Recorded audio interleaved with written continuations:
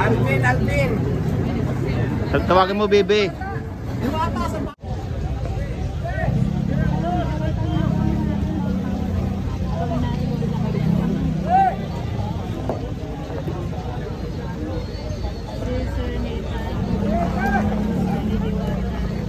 Pwede kayo magpaipit kasi mayaman naman si Rosmar, babayaran naman.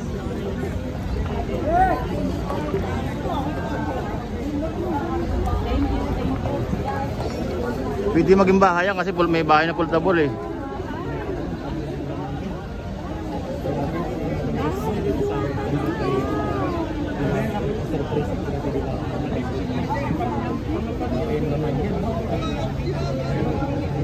Ito guys, pwede din ito maging bahay kasi may bahay din na foldable na titiklop patulad sa ibang bansa, no?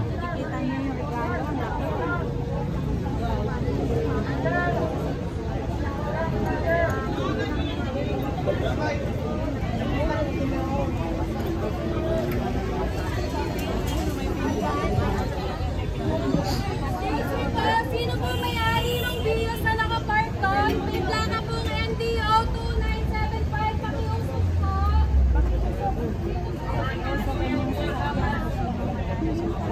Ako may-ari ng Vios.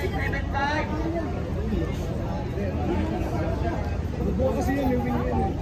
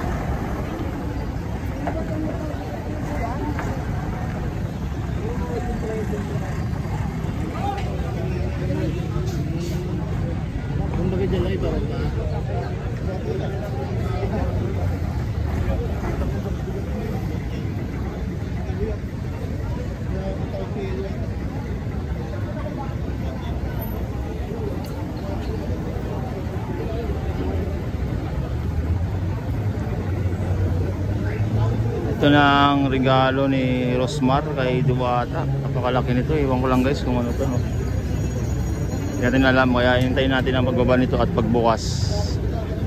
Siyempre, habang-abang tayo dito ngayon para makita natin kung ano ba talaga to ang binigay ni Rosmar kay Diwata. Ito yung mga staff nila, oh.